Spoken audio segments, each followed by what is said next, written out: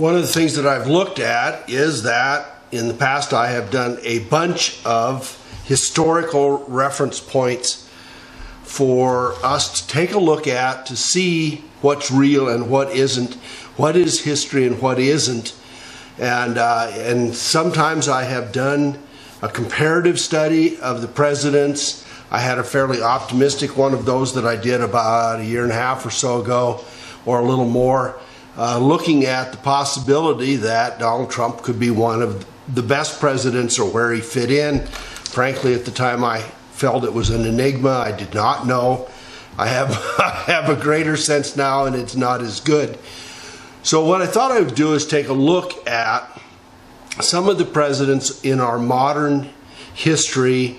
I'm going to skip Teddy Roosevelt because frankly, I don't have a handle on him. I used to think he was a hero.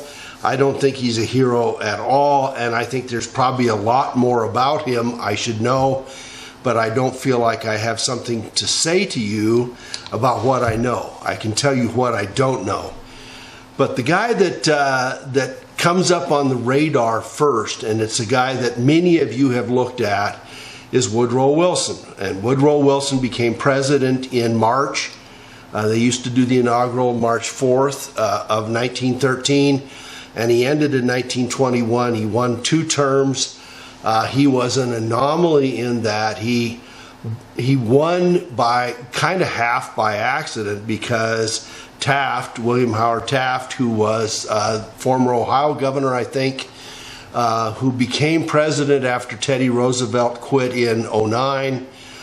Taft won in '09 as the Republican, as the successor to Roosevelt. Roosevelt wasn't satisfied and, of course, needed more exposure. So he ran on the Bull Moose party and divided the Republican vote, and Wilson slipped through with Taft and Roosevelt getting more than half the vote, but not enough to carry the election. So Wilson won. He won again in 1916, so he was president for a full 8 years. So Wilson's an odd guy, and one can ask why it is that he became president, because frankly he had no credentials to become president, perhaps even fewer credentials than Barack Obama, and clearly fewer than George W. Bush, the last 2 failures as president. I mean, even on paper these guys are failures, right?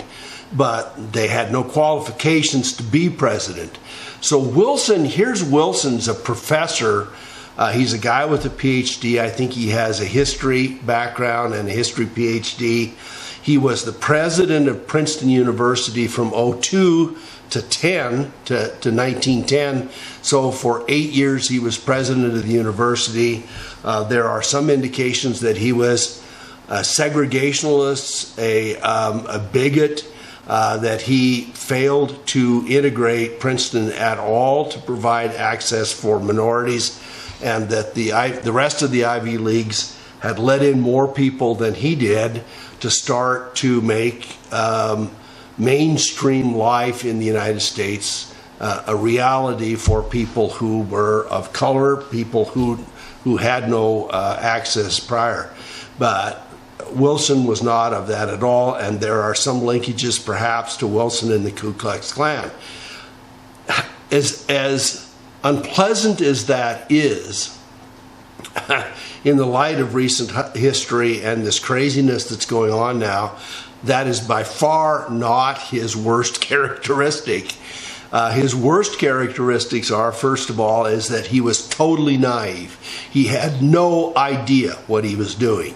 He had been elected in January, or inaugurated in January 11 to be the governor of New Jersey, and was only governor for 2 years, and was nominated for the presidency by the Democrats and became president in March of 1913, all right?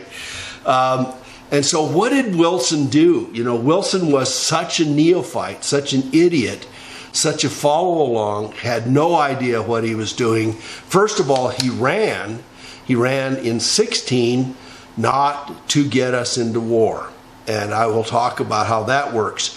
But first of all, he was, the Democrats said, we don't want a central bank. And the Democrats come from the place of Jefferson. They come from the idea that decentralization was a good idea. And from Andrew Jackson, who was the only president, clearly the only president except perhaps for Lincoln and for Kennedy, who challenged the central banking, the private central banking systems. Jackson, Lincoln, and Kennedy were all shot at. Jackson managed to survive and beat the hell out of the guy with the cane. But Jackson was the marker in the Democratic Party not to have a central bank. And we had gotten along from 1836 or so, when Jackson was president, clear into 1913. And in that time, the private bankers had done everything they could to disturb and disrupt the economies on numerous occasions. And if you take a look, while most of us remember the Depression of 1929, there were recessions in the 1890s, and again I think in 1913 or so, there was an agricultural recession in the early 1900s that frankly took my grandfather off the farm. So it is not something that I've forgotten. So Wilson comes in 13 with the conviction not to set up a central bank. There's a guy a senator that has been pushing for central banks all along. There are a bunch of them. They are all hidden in behind the senators and the public sphere, and they were attempting to force a central bank in. For those of you who have not looked at it, take a look at G. Edward Griffin and the creature from Jekyll Island, because what was going on in the background between 1909 and 1913 was a secret plan to set up the central bank and to get what they wanted, which was a third central bank.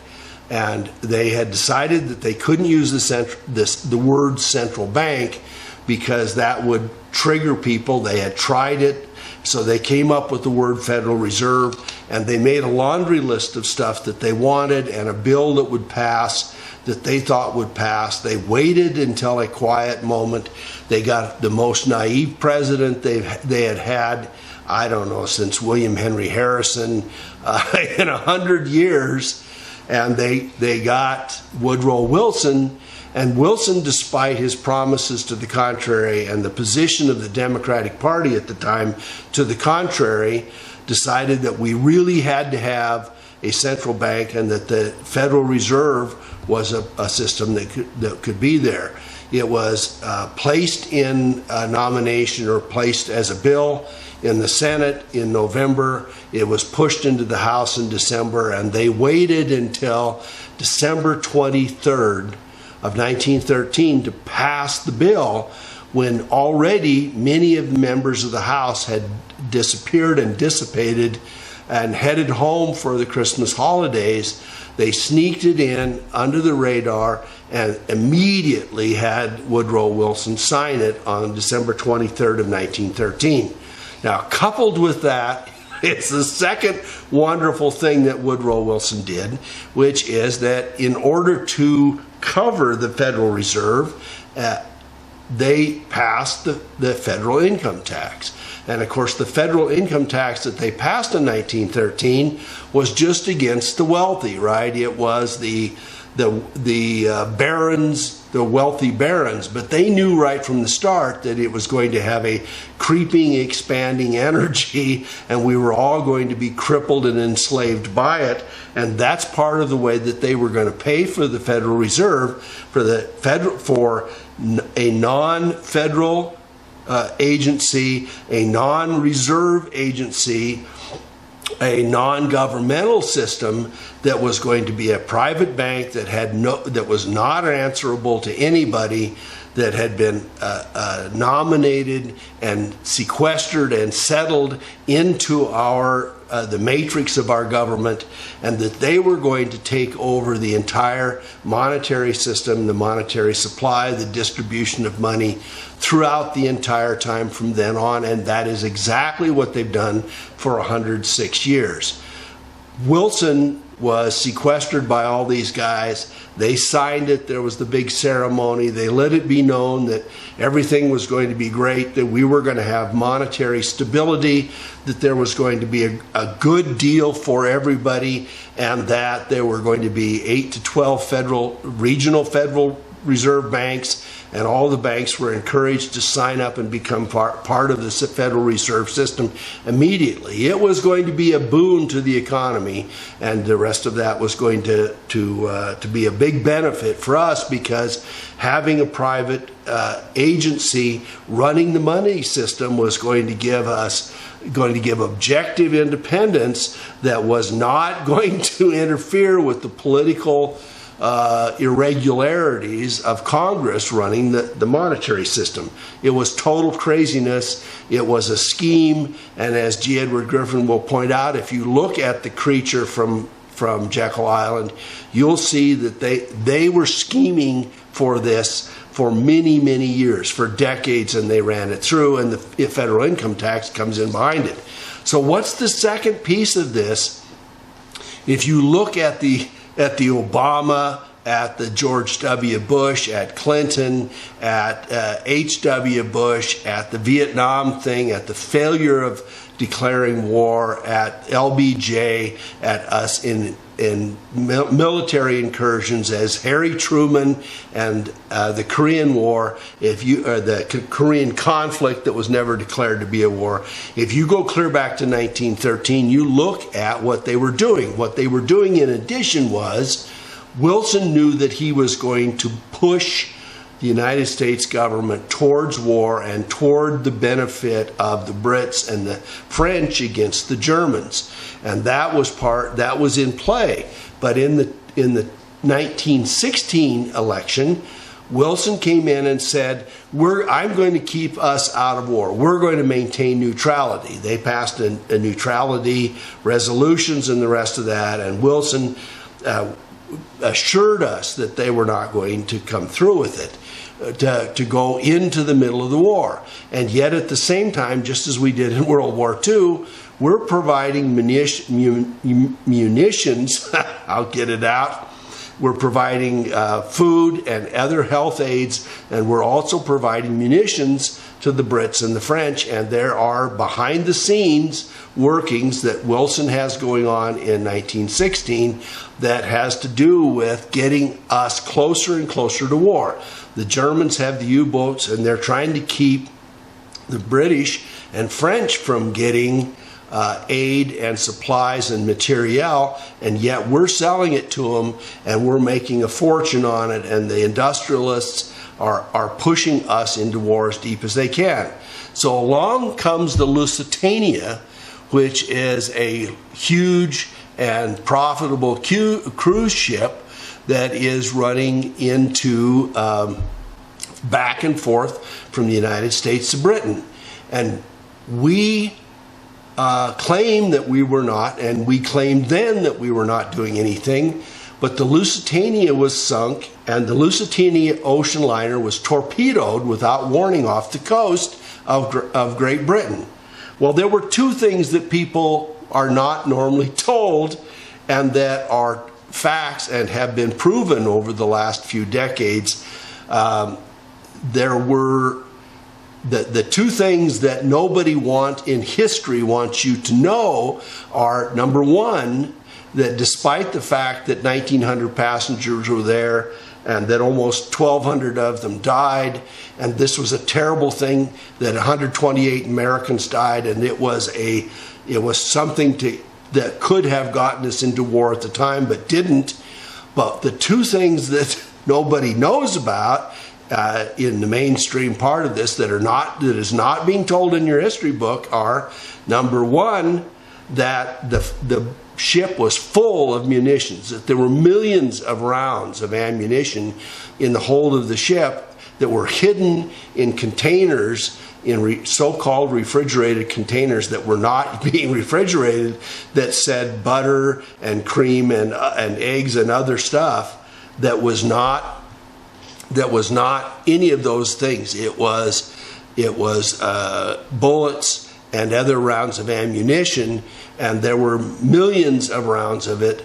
And so when the German torpedo hit it, it exploded, and there were multiple explosions thereafter. For years and years, for decades, the United States and the Brits denied that it was being used as a cargo ship, that a cruise liner with 2,000 people on board was being used as a cargo ship for munitions and other benefits to the World War I conflict and the British before we had declared war. But the truth of the matter is they have subsequently found the Lusitania and have found millions of rounds of ammunition around it, showing that in fact it was carrying everything. Now the second thing that most everybody doesn't know, and this takes down another great bulldog hero of the 20th century, and that is this. The guy who was the Secretary of the Navy for the British was, guess who? Winston Churchill. And what they did, because they normally, for these cruise ships, they had military escorts bringing them in into the coast, because the Germans were patrolling the area around Great Britain, trying to sink as many ships that were bringing in supplies and material as they possibly could. So what does Winston have to do with it? They pulled all the destroyers and the convoy that was protecting the Lusitania. They pulled that off, 5 miles or so out from the British Isles, and allowed the Germans in to sink it. Why did they do that? Well, because they wanted to trigger the United States to be so incensed by the fact that the Germans were shooting our innocent cruise ship, that we would jump into the war. Now, it didn't happen, but as the war progressed in early 1917, and shortly after Wilson was re-inaugurated into his second term in March of 17, they went right back at it, and we provoked the Germans. We sent more ships. We had more cargo in. They sunk another ship. I think it was called the Lusitania, and they sunk a couple more cruise liners, and we eventually declared war. Wilson went to the Congress, and the Congress went with it. But we were pulled into the war in World War I, and you're going to see it, because I'm going to close in around what I shared with you last time. Just as we were pulled into war in World War II, and we were secretly working to create a Pearl Harbor in World War I, just as we did with the Spanish-American War in '98, just as we did with the Tonkin Gulf situation in 1967, or 67, just as the Israelis did with the USS Liberty. Every time there's something that comes up, we have a false flag, and Wilson's in the middle of it. So he is a naive idiot that didn't know what he was doing, that got pulled into the Federal Reserve, that got pulled into the federal income tax, that got pulled into the First World War. He's tried to set up the League of Nations, and the United States rejected it because we did not want to be part of a League of Nations at the time. The first step in the New World Order, and of course in the background we've got the Balfour Declaration and the rest of that going on, that is setting us up for World War II, setting us up for the declaration of the national recognition of Israel, and for everything that's gone on since. So these things all pile together, and this is a string. And Woodrow Wilson is a crappy, failed, innocent, naive president. Wilson, who recognized after he had done this that he had actually been he was a very unhappy man, and I'm going to give you the quotes on it. I'm going to give you a couple of the quotes and tie stuff together so that you can see what it is that Wilson came to understand. Now, there are two things about that that you need to appreciate is that Wilson took him 8 years and getting out of the presidency before he allowed for the recognition that he had handed over the country to the financial whims of a few billionaires in the early 1900s, and that he had basically enslaved the entire country because of his stupidity, and that he was most unhappy for having done so. What I think you want to take in companion with that, because all of the presidents since then had access to the public statements, which I'm going to post for you, of Woodrow Wilson saying what a mistake he had made, is that none of them did anything about it thereafter. And none of them shared fully, even Eisenhower and perhaps even Kennedy did not share fully how totally destroyed we had become because of the Federal Reserve Act and because of Woodrow Wilson's stupidity in 1913. So one down and a bunch to go, but what you're going to see is this pattern repeating as it does, right? Over and over. That's what patterns do. Over and over, we're going to see the same kind of stupidity, naivete, underhandedness, lying to us, false promises, and always deviously involving us financially, militarily, economically, where we shouldn't be, and to our own personal detriment. But they have all done it, nearly all of them. Thanks so much for watching. That's my presidential installment. Thank you.